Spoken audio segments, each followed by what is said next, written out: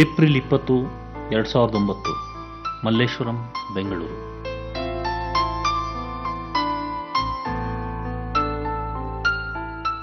ಹೇಮಾ, ಒಂದು cup coffee ಮಾಡ್ಕೊಡೆ. ಈ ಬೆಂಗಳೂರು ಟ್ರಾಫಿಕ್ ಅಲ್ಲಿ ಕಾರ್ ಡ್ರೈವ್ ಮಾಡ್ಕೊಂಡು ಬರೋ ಹೊತ್ತಿಗೆ ತಲೆ ನೋವು ಬಂದು ಹೋಗ್ಬಿಡುತ್ತೆ ನೋಡು. ಇರಿ ತಗೊಂಡ್ಬರ್ತೀರಿ. ಅಮ್ಮ ಟ್ಯೂಷನ್ ಹೋಗ್ತೀನಿ. ಸರಿ, ರೋಡ್ ಕ್ರಾಸ್ ಮಾಡುವಾಗ ಹುಷಾರು, ಆಯ್ತಾ? ಗೊತ್ತಪ್ಪ, ನಾನೇನ್ ಚಿಕ್ಕೋಳಲ್ಲ. ಸರಿ ಸರಿ.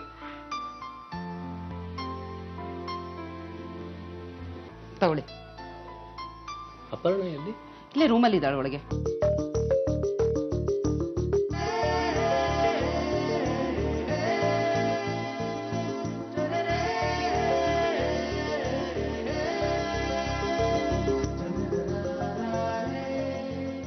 ಅಪರ್ಣ, ಎಲ್ಲಿಗೆ ಹೋಗ್ತಾ ಇದೀಯ? ಅಪ್ಪ, ಅಮ್ಮ ಹೇಳಿಲ್ವಾ? ನೀನ್ ಹೇಳು. ಹೋಗ್ತಿರೋಳು ನೀನ್ ತಾನೆ, ಅಮ್ಮ ಯಾಕೆ ಹೇಳ್ಬೇಕು? ಅಪ್ಪ, ಅದು ನನ್ನ ಫ್ರೆಂಡ್ ಬೃಂದಾದ್ ಇವತ್ತು ಬರ್ತ್ಡೇ ಪಾರ್ಟಿ ಇತ್ತು, ಅದಕ್ಕೆ ಹೋಗ್ತಾ ಇದ್ದೀನಿ. ಬೇಗ ಬಂದ್ಬಿಡು, ಹುಷಾರು. ಲೇಟ್ ಆಗಿ ಹೇಳೆ, ನಿಮ್ಮ ಅಪ್ಪನ್ ಕಳಿಸ್ತೀನಿ. ಆಯ್ತು, ಕರ್ಕೊಂಡ್ ಬರ್ತಾರೆ. ಓಕೆ ಅಮ್ಮ. ಹುಷಾರು. ಹಾ, ಓಕೆ ಅಮ್ಮ, ಬಾಯ್.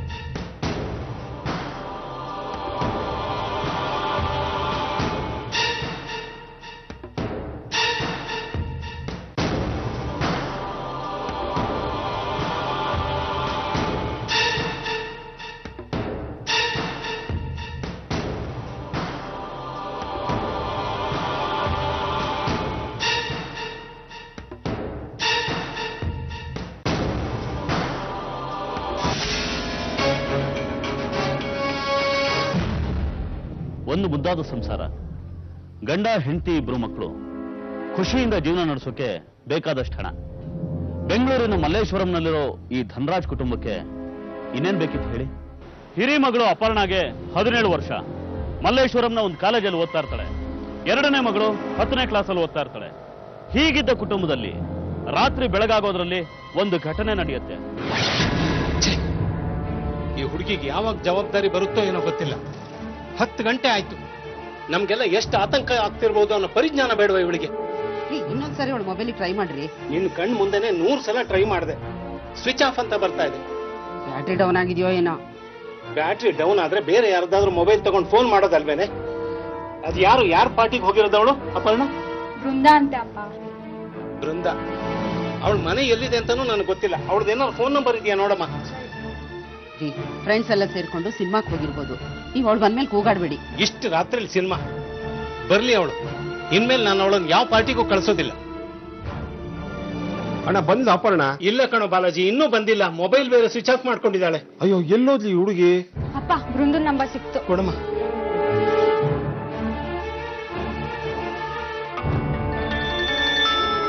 ಹಲೋ, ನಾನ್ ಧನರಾಜ್ ಅಂತಮ್ಮ, ನಿನ್ ಫ್ರೆಂಡ್ ಅಪರ್ಣ ತಂದೆ. ಏನ್ ಅಂಕಲ್? ಅಪರ್ಣಗ್ ಸ್ವಲ್ಪ ಫೋನ್ ಕೊಡಮ್ಮ. ಅವಳ ಫೋನ್ ಸ್ವಿಚ್ ಆಫ್ ಅಂತ ಬರ್ತಾ ಇದೆ. ಅಯ್ಯೋ ಅಂಕಲ್, ಅವಳಿಗೋಸ್ಕರ ಕಾದು ಕಾದು ಸಾಕಾಯ್ತು, ಅವಳು ಬರ್ಲೇ ಇಲ್ಲ. ಬರ್ಲೇ ಇಲ್ವಾ? ಮತ್ತೆ ನಿನ್ ಬರ್ತ್ಡೇ ಪಾರ್ಟಿಗೆ ಅಂತ ರೆಡಿಯಾಗಿ ಹೋದ್ಲಲ್ಲ, ಬರ್ಲಿಲ್ವಾ? ಇಲ್ಲ ಅಂಕಲ್, ಬರ್ಲಿಲ್ಲ. ಸರಿಮ್ಮ, ನಾನ್ ಮತ್ತೆ ಫೋನ್ ಮಾಡ್ತೀನಿ. ಅಲ್ಲಿಗೂ ಹೋಗಿಲ್ವಂತೆ ಇವಳು. ಅಯ್ಯೋ ದೇವ್ರೆ, ಮತ್ತೆ ಎಲ್ಲಿಗಪ್ಪ ಹೋಗ್ಲಿ ಬಿಡು. ಹೆತ್ತವ್ರ ಸಂತಾನ ಹಾಗೆ. ಅವರು ತಮಗ್ ತೊಂದರೆ ಆಯ್ತು ಅಂತ ನೊಂದ್ಕೊಳ್ಳೋದಿಲ್ಲ, ತಮಗ್ ಕಷ್ಟ ಬಂತು ಅಂತ ಅಳೋದಿಲ್ಲ. ಆದ್ರೆ ಮಕ್ಕಳಿಗೇನಾದ್ರೂ ಆದ್ರೆ ಅವ್ರಿಗೆ ಸಹಿಸ್ಕೊಳಕ್ಕಾಗೋದಿಲ್ಲ. ಸ್ಕೂಲ್ಗೆ ಕಾಲೇಜ್ಗೆ ಹೋಗೋ ಮಕ್ಕಳು ಎಲ್ಲಾ ಮನೇಲೂ ಇರ್ತಾರೆ.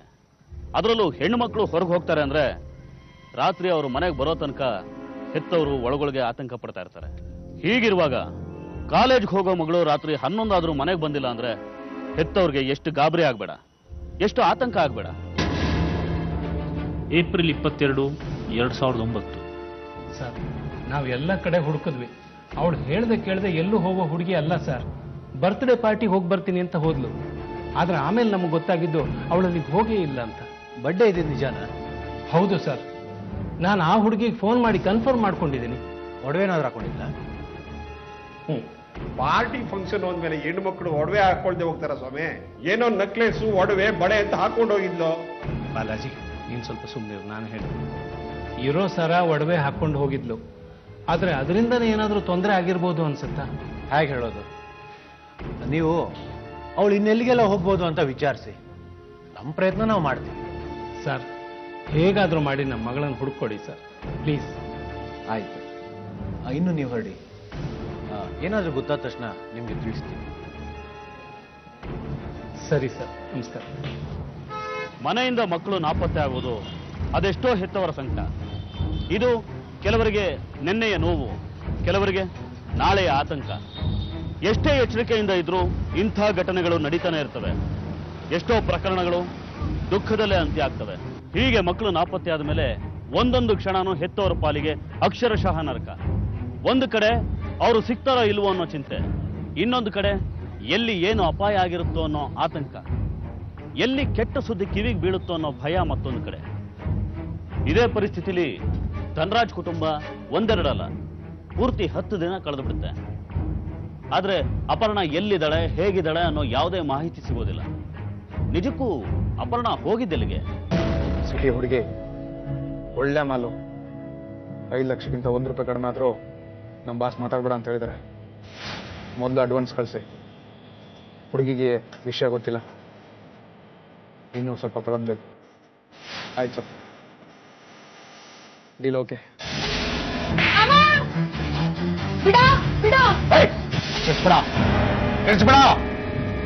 ಕಿರ್ಚಿದ್ರೆ ಚುಚ್ಚಿಬಿಡ್ತೀನಿ. ಸರ್, ಏನ್ ಮಾಡ್ತಾ ಇದ್ದೀರಾ ನೀವು? ಒಂದು ಹುಡುಗಿ ಕಳೆದೋಗಿದೆ ಅಂತ 10 ದಿವಸ ಆಯ್ತು ಕಂಪ್ಲೇಂಟ್ ಕೊಟ್ಟು. ಏನ್ ಮಾಡಿದ್ದೀರಾ ಹೇಳಿ ನೀವು? ನೋಡಿ, ನಮ್ಮ ಪ್ರಯತ್ನ ನಾವು ಮಾಡ್ತಾ ಇದ್ದೀವಿ. ಎಲ್ಲ ಕಡೆ ಮೆಸೇಜ್ ಕಳಿಸಿದೀವಿ, ಹುಡುಕಾಟ ನಡೀತಾ ಇದೆ. ಇಷ್ಟಕ್ಕೂ ನಾವೇನ್ ಕೈ ಕಟ್ಕೊಂಡು ಕೂತಿಲ್ಲ. ಒಂದು ಹುಡುಗಿ ಹುಡುಕೋದಕ್ಕೆ 10 ದಿವಸ ಬೇಕಾ ನಿಮ್ಗೆ? ನನಗೆ ಹೋಮ್ ಮಿನಿಸ್ಟರ್ ಗೊತ್ತು, ಫೋನ್ ಮಾಡ್ಲಾ? ಇಲ್ಲಾಂದ್ರೆ ABS ಕಾರ್ಪೋಸ್ ಹಾಕ್ಲಾ? ಬಾಲಾಜಿ, ಅಣ್ಣ ಸುಮ್ಮನೆ ಅಲ್ಲ ನೀನು, ನಮ್ ಕಷ್ಟ ಅರ್ಥ ಆಗೋದಿಲ್ಲ. ನೋಡಿ, ಹಾಗೆಲ್ಲ ಮಾತಾಡಬೇಡಿ. ನಾವೇನೋ ನೆಗ್ಲೆಕ್ಟ್ ಮಾಡ್ತಾ ಇಲ್ಲ. ಕೊಟ್ಟಂತ ಜನ ಇರೋ ಸಿಟಿ ಇದು. ಅವಳು ಇಲ್ಲಿದ್ದಾಳೋ ಬೇರೆ ಕಡೆ ಇದ್ದಾಳೋ ಗೊತ್ತಿಲ್ಲ. ನಾವು ನಿಮ್ಮಾಗೆ ಮನುಷ್ಯರು, ದೇವರಲ್ಲ. ಅವಳು ಯಾರಾದ್ರೂ ಪ್ರೀತಿಸ್ತಾ ಇಲ್ಲ? ಏನ್ ಹೇಳ್ತಾ ಇದ್ದೀರಾ ಸರ್ ನೀವು? ನಿಮ್ಮ ಕೈನಲ್ಲಿ ಒಂದು ಹುಡುಗಿನ ಹುಡುಕೋದಕ್ಕೆ ಆಗದೆ ನಮ್ಮ ಮಗಳ ಮೇಲೆ ಆಪಾದನೆ ಮಾಡ್ತಾ ಇದ್ದೀರಾ? ನೋಡಿ, ನೀವು ಹಾಗೆಲ್ಲ ಮಾತಾಡಬೇಡಿ. ಆದ್ರೆ ಎಲ್ಲ ತರದಲ್ಲೂ ನಾವು ಯೋಚನೆ ಮಾಡ್ಬೇಕಾಗತ್ತೆ. ಆಮೇಲಿಂದ ನಿಮ್ಗೆ ಏನಾದ್ರೂ ಫೋನ್ ಕಾಲ್ ಬಂದಿತ್ತ?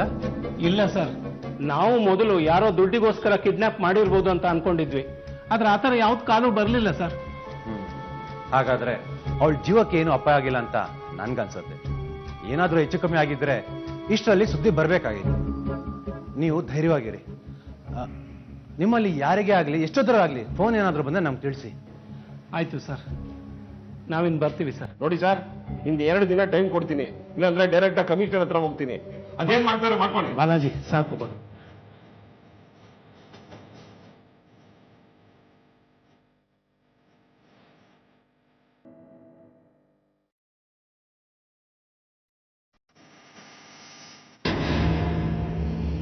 ಹೇಮಾ, ಒಂದ್ ಲೋಟ ನೀರು ಕೊಡು.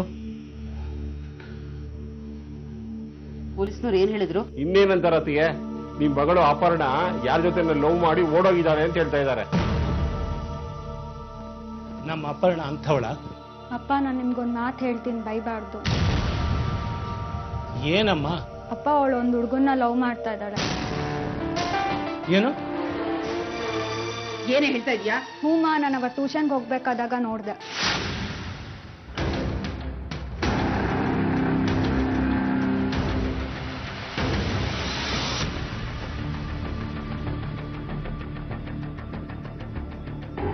ಸರಿ, ನಾನು ಬರ್ತೀನಿ. ಏನು ಮೇಘನ ನೀನಿಲ್ಲಿ? ಅದಿರ್ಲಿ, ನೀನೇನಿಲ್ಲಿ? ಅವ್ರು ಯಾರು? ಇವರಾ ನನ್ನ ಕ್ಲಾಸ್ಮೇಟ್ ಆನಂದ್ ಅಂತ.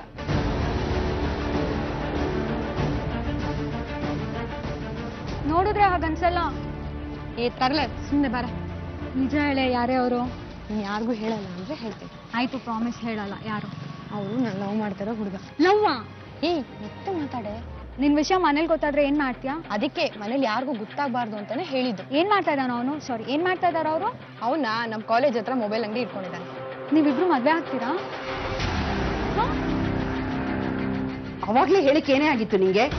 ಮೊದ್ಲೇ ಹೇಳಿದ್ರೆ ಹೀಗೆಲ್ಲ ಆಗ್ತಿತ್ತಾ? ಅಮ್ಮ ಅವಳು ಅವನ ಜೊತೆ ಹೋಗ್ತಾಳಂತ ಗೊತ್ತಿರ್ಲಿಲ್ಲಮ್ಮ, ಅದಕ್ಕೆ ಹೇಳಿಲ್ಲ. ಅವನ್ ಯಾರು ಎಲ್ಲಿರ್ತಾನೆ ಅದಾದ್ರೂ ಗೊತ್ತಾ ನಿನಗೆ? ಹಾ ಅಪ್ಪ, ಅವ್ನ ಕಾಲೇಜ್ ಹತ್ರ ಮೊಬೈಲ್ ಅಂಗಡಿ ಇಟ್ಕೊಂಡಿದ್ದಾನೆ, ಆನಂದ್ ಅಂತ. ಆನಂದ್ ಅಂತನಾ? ಅವ್ರ ಅಂಗಡಿ ತೋರಿಸು ನಡಿ ನನಗೆ. ಅವ್ನ ಕೈ ಕಾಲು ಬರೀತೀನಿ ಅವರಿಗೆ. ಅಪ್ಪ ನೀನ್ ಸ್ವಲ್ಪ ಸುಮ್ಮನೆ ಇರಪ್ಪ. ನಾನು ಈ ವಿಷಯನ ಪೊಲೀಸ್ನವ್ರಿಗೆ ತಿಳಿಸ್ತೀನಿ, ಅವರೇ ವಿಚಾರಿಸ್ಕೋತಾರೆ. ಹದಿಹರೆಯದ ವಯಸ್ಸೇ ಹಾಗೆ. ಭವಿಷ್ಯದ ಬಗ್ಗೆ ಒಂದು ಸಣ್ಣ ಯೋಚನೆ ಕೂಡ ಇರೋದಿಲ್ಲ. ಅದರಿಂದಾಗಿ ಮೊದಲು ಹಾಳಾಗೋದೆ ಓದು. ಕಾಲೇಜ್ಗೆ ಹೋಗ್ತಿರೋ ಹುಡುಗಿರು ಹಿಂದೆ ಮುಂದೆ ಯೋಚನೆ ಮಾಡದೆ ಪ್ರೀತಿ ನಶೆಲಿ ಮನೆ ಬಿಟ್ಟು ಹೋಗೇ ಬಿಡ್ತಾರೆ. ಅದು ಯಾವತ್ತೂ ರಿಪೇರಿ ಮಾಡೋಕ್ಕಾಗದೇ ಇರೋಂಥ ತಪ್ಪಾಗ್ಬಿಡುತ್ತೆ. ಅಪರ್ಣ ಕೂಡ ಇಂಥ ತಪ್ಪನ್ನೇ ಮಾಡಿದ್ಲ. ಅಪರ್ಣ ಕಾಣೆಯಾಗಿರೋದಕ್ಕೂ ಆನಂದನಿಗೂ ಏನಾದರೂ ಸಂಬಂಧ ಇದೆಯಾ? ಪೊಲೀಸ್ನವರು ಅನುಮಾನದಿಂದ ಆನಂದನ ಹುಡುಕ್ತಾರೆ, ಹುಡುಕಿ ವಿಚಾರಣೆ ಮಾಡ್ತಾರೆ. ಸರ್, ಇವನೇ ಆನಂದ.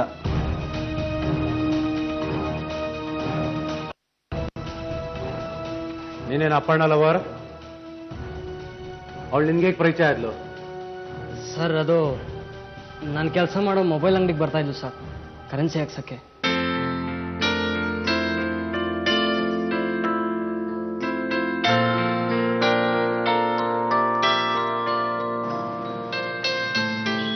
ರೀ, ಕರೆನ್ಸಿ ಇದೆಯಾ? ನಿಮ್ ನಂಬರ್ ಬರೀರಿ. ಅದನ್ನು ನಾವೇ ಬರಿಬೇಕಾ? ಹ್ಞೂನ್ರಿ, ನಾನು ನಂಬರ್ ಬರೆಯೋದು, ಅದು ಮಿಸ್ಟೇಕ್ ಆದ್ರೆ ನೀವು ನನ್ನ ಹತ್ರ ಜಗಳ ಆಡೋದು, ಇವೆಲ್ಲ ಯಾಕೆ ಬೇಕು? ಏನ್ರಿ, ನನ್ನ ಜಗಳ ಗಂಟೆ ಅಂತ ಅನ್ಕೊಂಡಿದ್ದೀರಾ? ನಾನು ಎಲ್ರಿ ಹಂಗಂದೆ? ಇವಾಗ ತಾನೇ ಅಂದ್ರಲ್ಲ ನಾನು ಜಗಳ ಮಾಡ್ತೀನಿ ಅಂತ. ಹೋಗ್ಲಿ ಬಾಳೆ, ಕಾಲೇಜ್ ಟೈಮ್ ಆಯ್ತು, ಹೋಗೋಣ. ಹೇ, ಸುಮ್ನೆ ಇರೆ. ಸರಿ, ಎಷ್ಟಕ್ಕೆ ಹಾಕ್ಸ್ಬೇಕು ಕರೆನ್ಸಿ? 200 ರೂಪಾಯಿಗೆ ಹಾಕಿ. ಮೆಸೇಜ್ ಬಂತ ನೋಡಿ. ಹಾ, ಬಂತು, ತಗೊಳ್ಳಿ. ಚೇಂಜ್ ಕೊಡ್ರಿ. ನನ್ನ ಹತ್ರನೂ ಚೇಂಜ್ ಇಲ್ಲ ರೀ.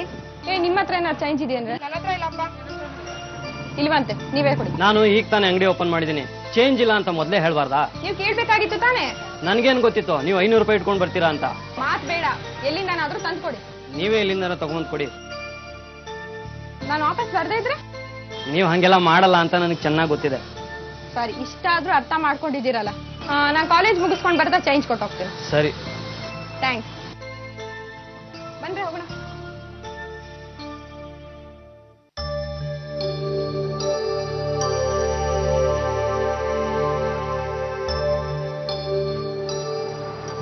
ಏನ್ರಿ, ಅಂಗಡಿ ಬಿಟ್ಟು ಹೋಗ್ಬಿಟ್ಟಿದ್ರಾ? ನಾನೇನಾದ್ರೂ ಮೊಬೈಲ್ ಏನಾದ್ರೂ ಕಳ್ತನ ಮಾಡ್ಬಿಟ್ಟಿದ್ರೆ? ನೀರ್ ಖಾಲಿ ಆಗಿತ್ತು, ತಗೋಬರಕ್ ಹೋಗಿದ್ದೆ. ಸರಿ, ತಗೊಳ್ಳಿ ನಿಮ್ 200 ರೂಪಾಯಿ. ಇನ್ಮೇಲಾದ್ರೂ ಅಂಗಡಿಲಿ ಚೇಂಜ್ ಇಟ್ಕೊಳ್ಳಿ. ನೀವು ಇಲ್ಲೇ ಬಂದು ಕರೆನ್ಸಿ ಹಾಕ್ಸ್ತೀರಾ ಅಂದ್ರೆ ನಾನು ಯಾವಾಗಲೂ ಚೇಂಜ್ ಇಟ್ಟಿರ್ತೀನಿ. ಕರೆನ್ಸಿ ಹಾಕ್ಸ್ಕೊಂಡ್ರೆ ಡಿಸ್ಕೌಂಟ್ ಕೊಡ್ತೀರಾ? ಖಂಡಿತ, ನಿಮ್ಗಿಲ್ಲ ಅನ್ನಕ್ಕಾಗತ್ತಾ?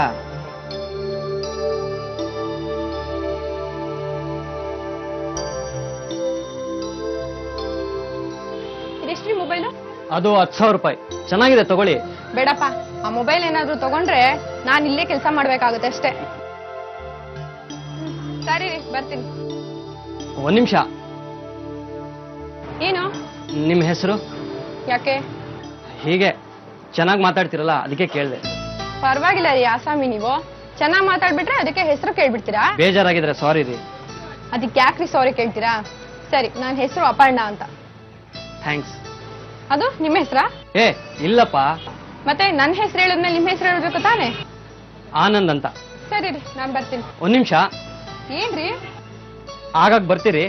ಹಾ, ಬಂದ್ಬಿಡ್ತಾರೆ. ನನ್ನ ನಂಬರ್ ಇದೆ ಅಂತ ಮೆಸೇಜ್ ಮಾಡೋದಾಗ್ಲಿ ಕಾಲ್ ಮಾಡೋದಾಗ್ಲಿ ಮಾಡಬೇಡಿ. ಬಲ್ಲ? ಸರಿ.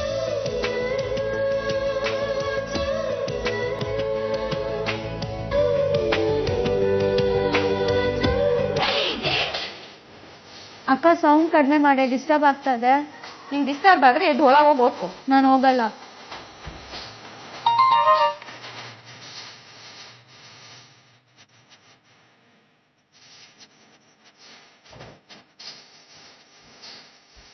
ಯಾಕೆ ನಗ್ತಾ ಇದ್ಯಾ?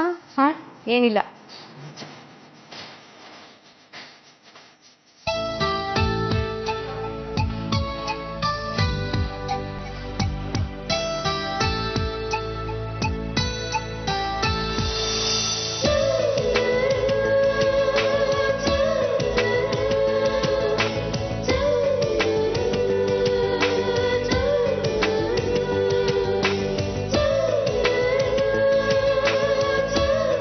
ಆಗಿದಿಷ್ಟೇ.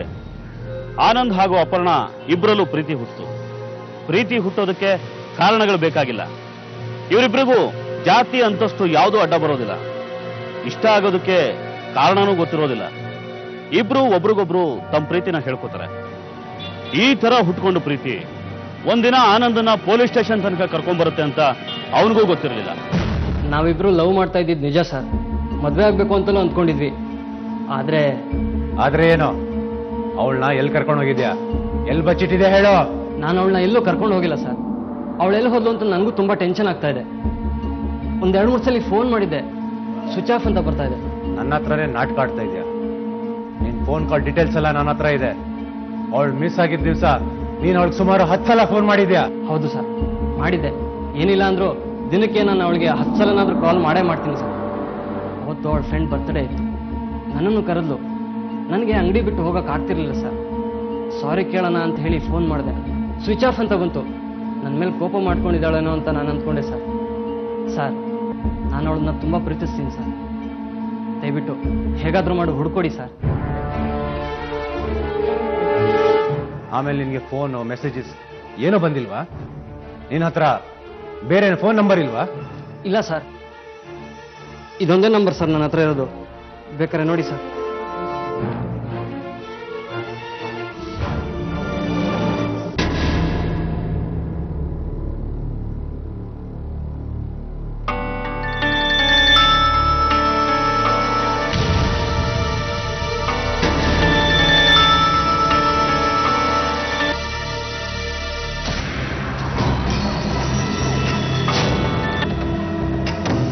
ಹಲೋ,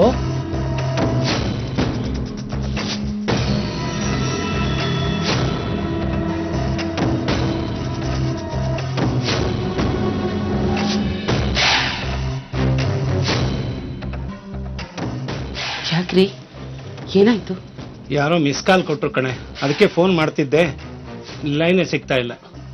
ಅಪರ್ಣ ಏನಾದ್ರೂ ಫೋನ್ ಮಾಡಿರ್ಬೋದೇನ್ರಿ? ಗೊತ್ತಿಲ್ಲ ಕಣೆ. ಇನ್ಸ್ಪೆಕ್ಟ್ರಿಗೆ ಫೋನ್ ಮಾಡ್ತೀನಿ. ಅವ್ರು ಯಾವುದೇ ಕಾಲ್ ಬಂದರೂ ತಿಳಿಸೋದಕ್ಕೆ ಹೇಳಿದ್ರು.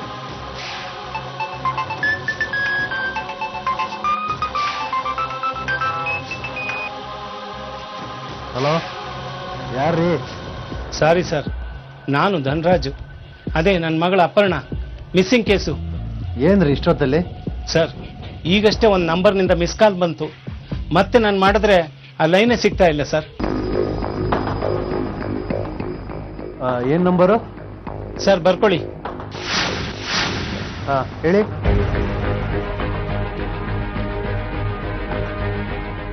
ಸರಿ, ನಾನು ಮತ್ತೆ ಕಾಂಟ್ಯಾಕ್ಟ್ ಮಾಡ್ತೀನಿ. ಆಯ್ತು sir. Hello, Mahesh Babu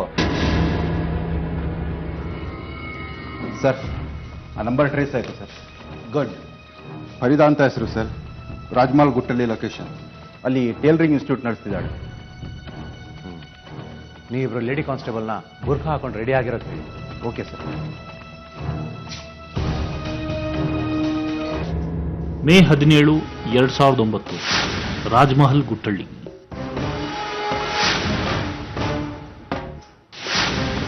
sir, ಅವಳು ಇದೇ ಮನೇಲಿರೋದು. ಸರಿ, ಹೋಗಿ ಚೆಕ್ ಮಾಡಿ ಹೋಗಿ. ಓಕೆ.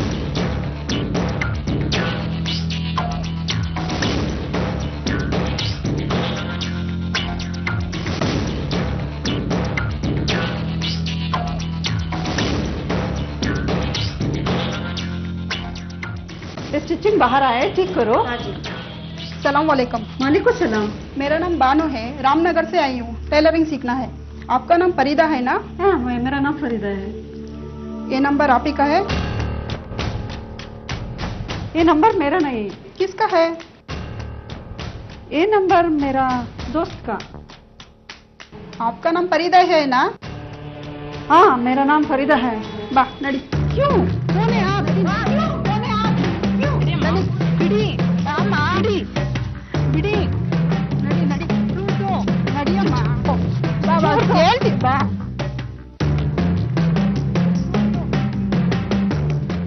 ಸರ್, ಇವಳೆ ಫರೀದಾ. ಆ ನಂಬರ್ ಕೊಡಿ. ಈ ನಂಬರ್ ಯಾರ್ದು? ಅದು ನಂದಲ್ಲ ಸರ್. ನಿಜ ಹೇಳು, ಈ ಸಿಮ್ ನಿನ್ನ ಹೆಸರಲ್ಲೇ ಇದೆ. ಹ್ಞೂ ಸರ್, ನಂದೇ. ಆದ್ರೆ ನಾನು ಯೂಸ್ ಮಾಡ್ತಾ ಇಲ್ಲ ಸರ್. ಮತ್ತೆ ಇನ್ಯಾರು ಯೂಸ್ ಮಾಡ್ತಿದ್ದಾರೆ? ನನ್ನ ಫ್ರೆಂಡ್ ಸುರೇಶ ಯೂಸ್ ಮಾಡ್ತಿದ್ದಾನೆ ಸರ್. ಅಪರ್ಣ ಎಲ್ಲಿದೆ? ಯಾವ ಅಪರ್ಣ ಸರ್? ಗೊತ್ತಿಲ್ಲ ಅಪರ್ಣ ಯಾರು ಅಂತ? ಇಲ್ಲ ಸರ್, ಗೊತ್ತಿಲ್ಲ ಸರ್. ಶಾರದಾ ಇವಳನ್ನ ಗಾಡಿ ಕೂರಿಸಿ ಪೊಲೀಸ್ ಸ್ಟೇಷನ್ ಕರ್ಕೊಂಡ್ರೆ ಬಾಯ್ ಬಿಡ್ತಾಳೆ. ಬೇಡ ಸರ್, ನಾ ಹೇಳ್ತೀನಿ ಸರ್ ಹೇಳ್ತೀನಿ ಸರ್. ಅಪರ್ಣ ಗೊತ್ತಾ? ಗೊತ್ತು ಸರ್. ಹೇಗ್ ಗೊತ್ತು? ಅವಳು ನನ್ನ ಫ್ರೆಂಡ್ ಸುರೇಶನ್ ಹೆಂಡ್ತಿ ಸರ್. ನಾನೇ ಮದುವೆ ಮಾಡಿಸಿದ್ದು ಸರ್. ಸುರೇಶ ಅಲ್ಲಿದ? ಇಲ್ಲೇ 10ನೇ ಕ್ಲಾಸ್ನಲ್ಲಿದ್ದಾನೆ ಸರ್. ನಡಿ ಅವ್ನ ಮನೆ ತೋರಿಸು ನಡಿ.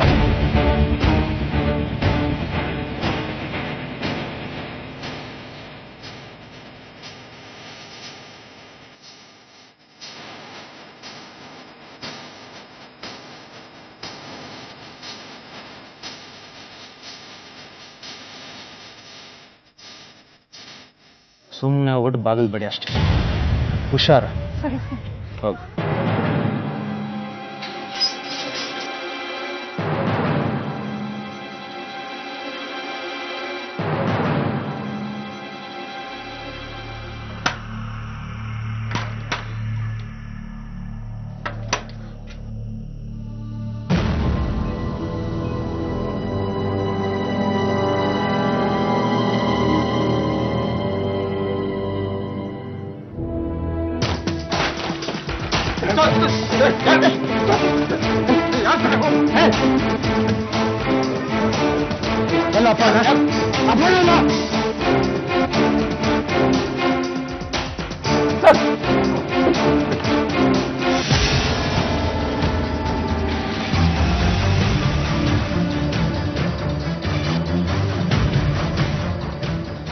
ಶಾರದಾ ಬನ್ನಿ ಇಲ್ಲಿ. ಆ ಹುಡುಗಿ ಕಂಡೀಷನ್ ಹೇಗಿದೆ ನೋಡಿ.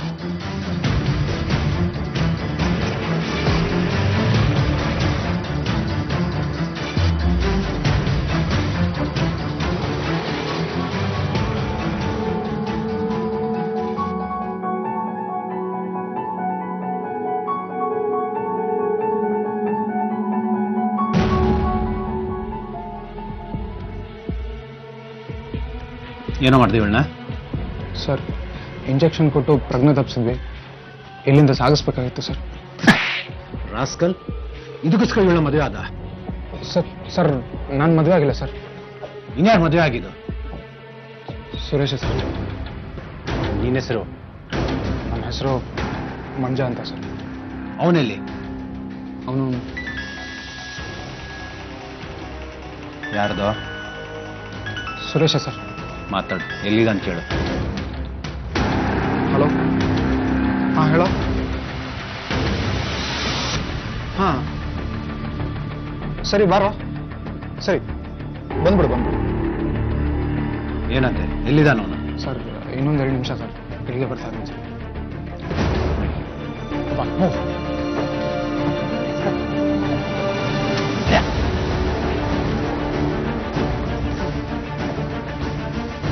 ಮಹೇಶ್, ನೀವು ಆ ಕಡೆ ಹೋಗಿ. ಜಯಕುಮಾರ್, ನೀವು ಆ ಮೂಲೆಗೆ ಹೋಗಿ. ಗೋರಯ್ಯ, ನೀವು ಅಲ್ಲಿರಿ. ಏಯ್ ನಡಿಯ, ಬಿ ಅಲರ್ಟ್.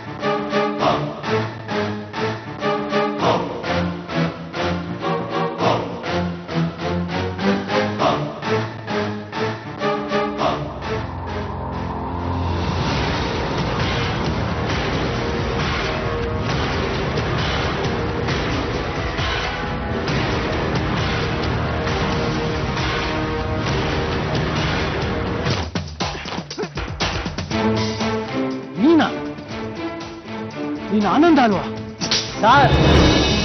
ಸರ್ ನನ್ನ ಹೆಸರು ಆನಂದ ಅಂತ ಅಲ್ಲ ಸರ್, ಸುರೇಶ ಅಂತ.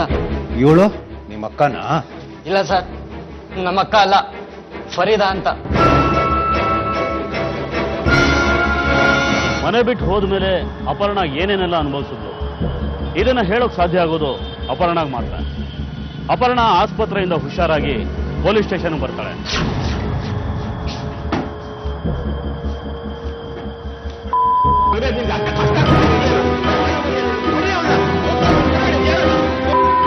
ಪೊಲೀಸ್ ಸ್ಟೇಷನ್ ಇದೆ ಏನು ಅನ್ಕೊಂಡಿದ್ದೀರಾ? ಹುಟ್ಟಲ್ಲಿ ಯಾರು ಕೊಡ್ತೀನಿ ನಾನು ಮಗನಿಲ್ಲ.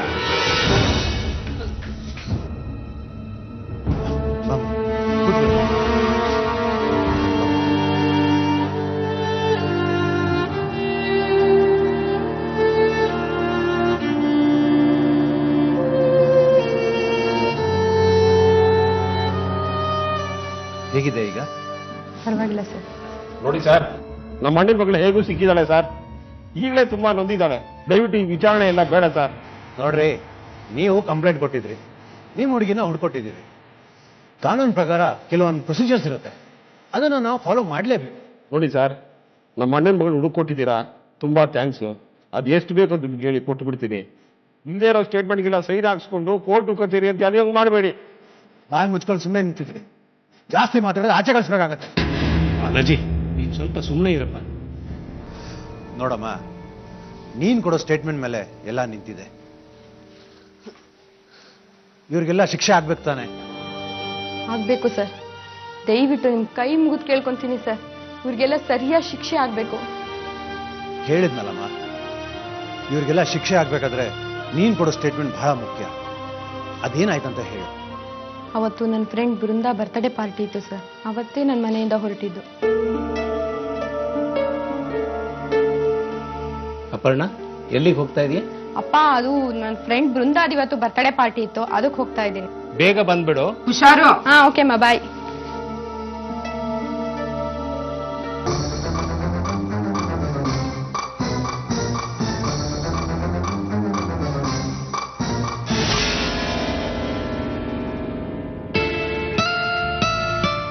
ನೀನಾ ಈಗ ಎದುರಿಸೋದು? ನಂಗೆ ಎಷ್ಟು ಗಾಬರಿ ಆಯ್ತು ಗೊತ್ತಾ? ಮನೆ ಬಿಟ್ಟು ಬಂದಾಗ ಗಾಬರಿ ಆಗ್ಲಿಲ್ಲ, ಈಗ ಗಾಬರಿ ಆಗ್ತಾ ಇದೀಯಾ? ಗಾಬರಿ ಅಲ್ಲ, ಸಂಕಟ ಆಯ್ತು. ನಾನು ಯಾವತ್ತೂ ಅಪ್ಪ ಅಮ್ಮಂಗೆ ಸುಳ್ಳು ಹೇಳ್ದೋಳೆ ಅಲ್ಲ. ಏನ್ ಹೇಳ್ಬಂದೆ? ಇವತ್ತು ನನ್ನ ಫ್ರೆಂಡ್ ಬೃಂದಾ ಅದು ಬರ್ತ್ಡೇ ಪಾರ್ಟಿ ಇತ್ತು, ಅವಂತ ಹೇಳಿ ಬಂದಿದ್ದೀನಿ. ನಾನು ಮತ್ತೆ ಮನೆಗೆ ಹೋಗೋದೇ ಇಲ್ಲ ಅನ್ನೋದನ್ನ ನೆನೆಸ್ಕೊಂಡ್ರೆ ನಂಗೆ ತುಂಬಾ ಟೆನ್ಷನ್ ಆಗ್ತಾ ಇದೆ. ಟೆನ್ಷನ್ ಎಲ್ಲ ಯಾಕೆ? ಮನೆ ಬಿಟ್ಟು ಓಡೋಗಿ ಮದುವೆ ಆಗ್ತಾ ಇದೀವಿ. ಸ್ವಲ್ಪ ದಿವಸ ಬಿಟ್ಟು ಅವ್ರ ಕಾಲಿಗೆ ಬಿದ್ದು ಆಶೀರ್ವಾದ ಕೇಳಿದ್ರೆ ಎಲ್ಲ ಸರಿ ಹೋಗುತ್ತೆ. ತುಂಬಾ ಚೆನ್ನಾಗಿ ಕಾಣ್ತಾ ಇದೀಯ. ನಾನಿರ್ಲಿ, ನೀನೇನ್ ಹೀಗಿದೀಯ ಮದ್ವೆ ಗಂಡು? ನಾನು ಇನ್ನೇನು ರೆಡಿ ಆಗ್ಬಿಡ್ತೀನಿ. ನಡಿ, ಶಾಂತಕ್ಕ ಕಾಯ್ತಾ ಇದ್ದಾಳೆ.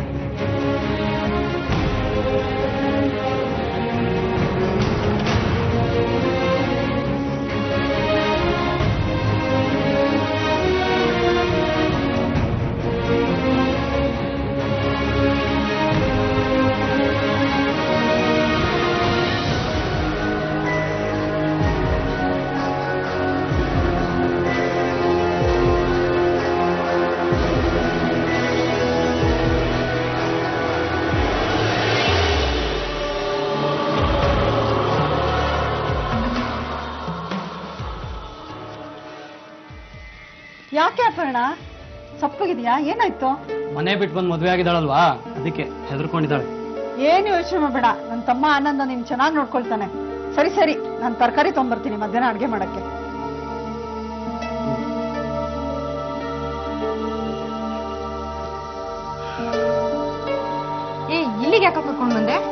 ಏನಾಯ್ತು?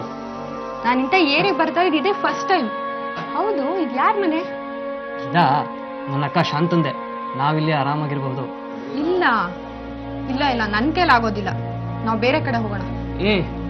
ನಾವೇನು ಇಲ್ಲೇ ಪರ್ಮನೆಂಟ್ ಆಗಿರ್ತೀವಿ ಅನ್ಕೊಂಡ್ಯಾ? ಒಳ್ಳೆ ಏರಿಯಾದಲ್ಲಿ ಮನೆ ನೋಡಕ್ಕೆ ಬ್ರೋಕರ್ಗೆ ಹೇಳಿದ್ದೀನಿ. ನಾವಲ್ಲಿಗೆ ಶಿಫ್ಟ್ ಆಗ್ಬಿಡೋಣ. ಸದ್ಯಕ್ಕೆ ನಾವು ಇಲ್ಲಿರದೆ ಸೇಫು, ಯಾರಿಗೂ ಗೊತ್ತಾಗಲ್ಲ. ಏನಂತೀಯ? ಯಾಕೆ? ನಮ್ಮಿಬ್ರಿಗೂ ಮದುವೆ ಆಗಿದೆ. ನಾವೀಗ ಗಂಡ ಹೆಂಡತಿ, ಗೊತ್ತಾ?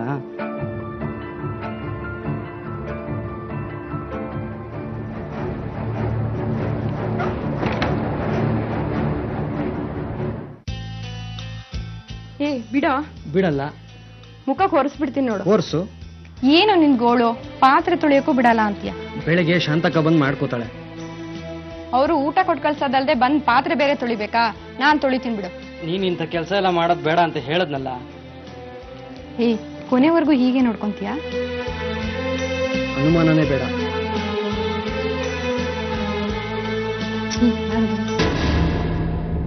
ಬಾರೋ, ಇವನು ನನ್ನ ಫ್ರೆಂಡು ಮಂಜಾ ಅಂತ.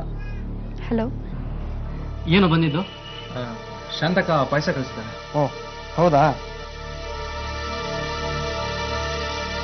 ಸರಿ ಸರಿ, ನಾನು ಬರ್ಲಾ? ತೊಂದರೆ ಆಯ್ತೇನೋ? ಬರ್ತೀನಿ.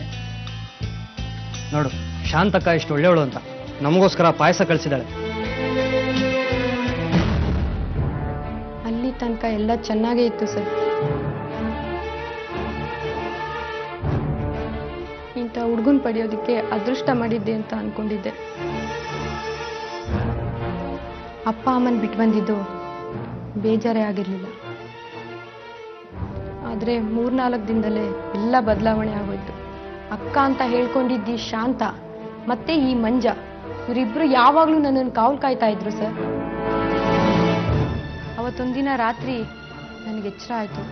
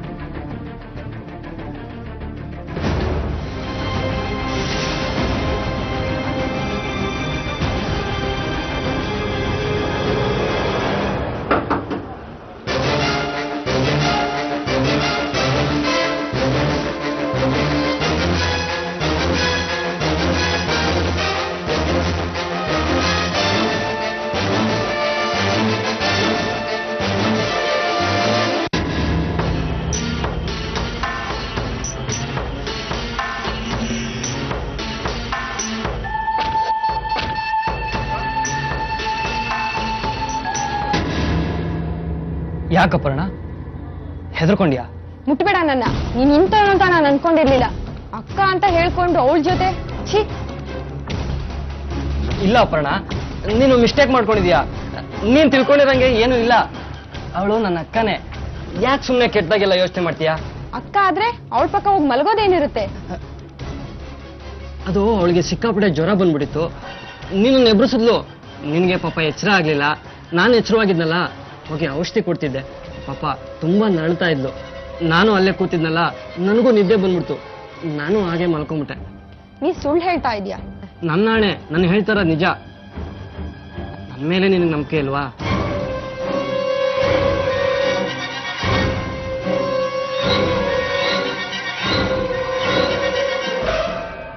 ಅವನ್ ಏನೇ ಹೇಳಿದ್ರು ಅವನ ಮಾತಿನ ಮೇಲೆ ನಂಗೆ ನಂಬಿಕೆ ಬರಲಿಲ್ಲ.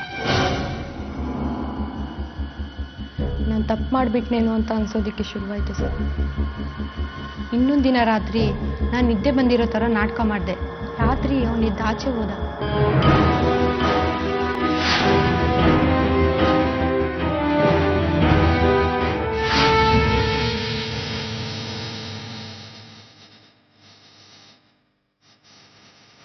ನೋಡ್ರಿ, ನೀವು ಹೇಳಿದ ರೇಟಿಗೆ ನಮ್ಮ ಬಾಸ್ ಒಪ್ಪೋದಿಲ್ಲ.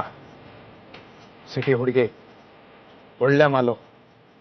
5 ಲಕ್ಷಕ್ಕಿಂತ 1 ರೂಪಾಯಿ ಕಡಿಮೆ ಆದರೂ ನಮ್ಮ ಬಾಸ್ ಮಾತಾಡ್ಬೇಡ ಅಂತ ಹೇಳಿದ್ದಾರೆ. ಮೊದಲು ಅಡ್ವಾನ್ಸ್ ಕಳಿಸಿ. ಹುಡುಗಿಗೆ ವಿಷಯ ಗೊತ್ತಿಲ್ಲ, ಇನ್ನೂ ಸ್ವಲ್ಪ ಪಳಗಬೇಕು. ಆಯ್ತು, ಡೀಲ್ ಓಕೆ.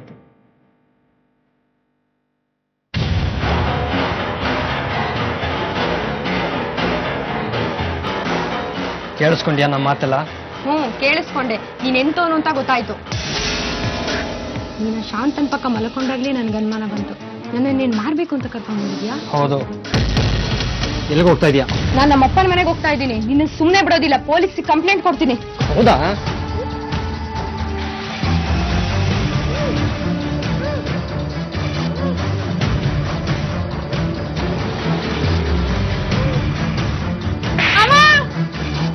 ಬಿಡ ಬಿಡ ಕಿರ್ಚ್ಬೇಡ, ಕಿರ್ಚಿದ್ರೆ ಚುಚ್ಚು ಬಿಡ್ತೀನಿ. ಬಾಯ್ ಮುಚ್ಚೋ. ಕಿರ್ಚ್ಬೇಡ.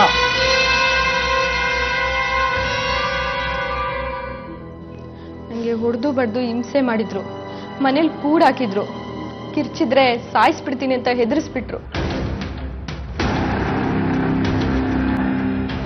ನಾನು ಅಲ್ಲಿಂದ ತಪ್ಪಿಸ್ಕೊಳ್ಳೋದಕ್ಕೆ ಟ್ರೈ ಮಾಡಿದೆ.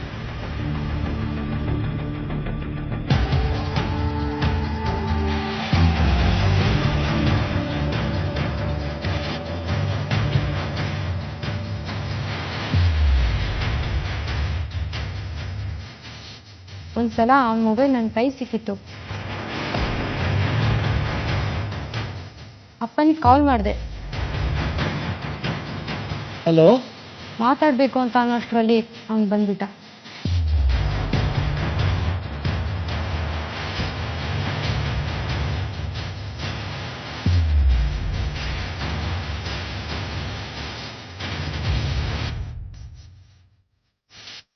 ನೀವು ಬರೋ ಸ್ವಲ್ಪ ತಡವಾಗಿದ್ರು ಇವ್ರು ನನ್ನ ಮಾರೇ ಬಿಟ್ಟಿದ್ರು ಸರ್.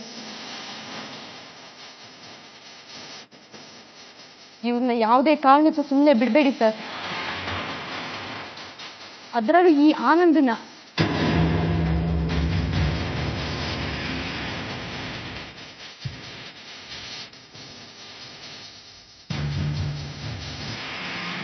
ಸ್ಟೇಟ್ಮೆಂಟ್ ಕೊಡ್ರಿ. ನೋಡಮ್ಮ, ನೀನು ಹೇಳಿದ ಪ್ರಕಾರ ಸ್ಟೇಟ್ಮೆಂಟ್ ಬರ್ತಿದ್ದಾನೆ. ಒಂದ್ಸತಿ ನೋಡ್ಬಿಟ್ಟು ಸೈನ್ ಮಾಡಿ. ಸರ್, ದಯವಿಟ್ಟು ಇಲ್ಲೇ ಕ್ಲಿಯರ್ ಮಾಡ್ಬಿಡಿ ಸರ್ ಈ ಸಬ್ಜೆಕ್ಟು. ಈ ಮಗು ಕೋರ್ಟು ಕಚೇರಿ ಎಲ್ಲ ಬೇಕಾ ಸರ್? ಚಿಕ್ಕಪ್ಪ, ನಾನು ಎಲ್ಲದಕ್ಕೂ ರೆಡಿ ಆಗಿದ್ದೀನಿ. ಇವ್ರಿಗೆ ಶಿಕ್ಷೆ ಆಗ್ಬೇಕು ಅಷ್ಟೇ.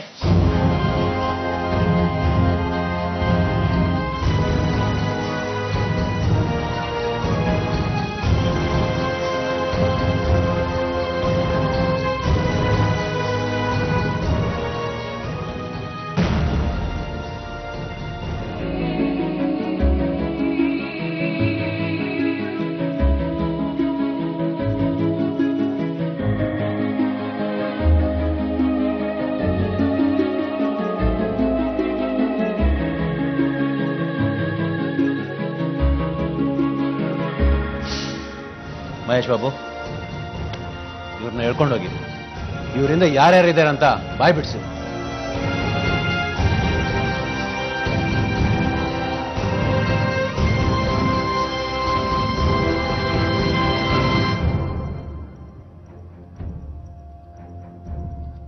ಪ್ರೀತಿ ಅನ್ನೋ ಭಾವನೆಯ ಶಕ್ತಿಯೇ ನಂಬಿಕೆ.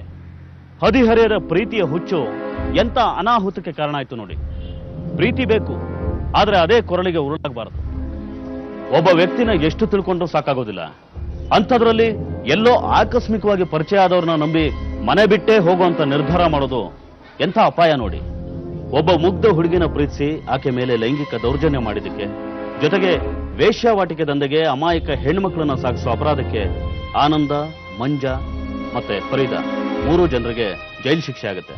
ಇಂಥ ಕೆಟ್ಟ ಕೆಲಸ ಮಾಡೋರು ಒಂದಲ್ಲ ಒಂದಿನ ಕಾನೂನಿನ ಬಲೆಗೆ ಬೀಳಲೇಬೇಕು ಅನ್ನೋದನ್ನ ಅರ್ಥ ಮಾಡಿಕೊಂಡು ಎಚ್ಚರಿಕೆಯಿಂದ ಇರಬೇಕಾಗುತ್ತೆ. ಹಾಗೆ ಹೆತ್ತವರು, ಮಕ್ಕಳು ಇಂಥ ವಂಚಕರ ಬಗ್ಗೆ ಎಚ್ಚರಿಕೆಯಿಂದ ಇರಬೇಕು. ಮುಂದಿನ ಸಂಚಿಕೆಯಲ್ಲಿ ಮತ್ತೊಂದು ವಿಭಿನ್ನ ಕುತೂಹಲಕಾರಿ ಸತ್ಯಕಥೆಯೊಂದಿಗೆ ನಿಮ್ಮ ಮುಂದೆ ಬರ್ತೀವಿ. ನಾವು ಕಥೆ ಹೇಳ್ತೀವಿ, ನೀವು ಎಚ್ಚರವಾಗಿರಿ.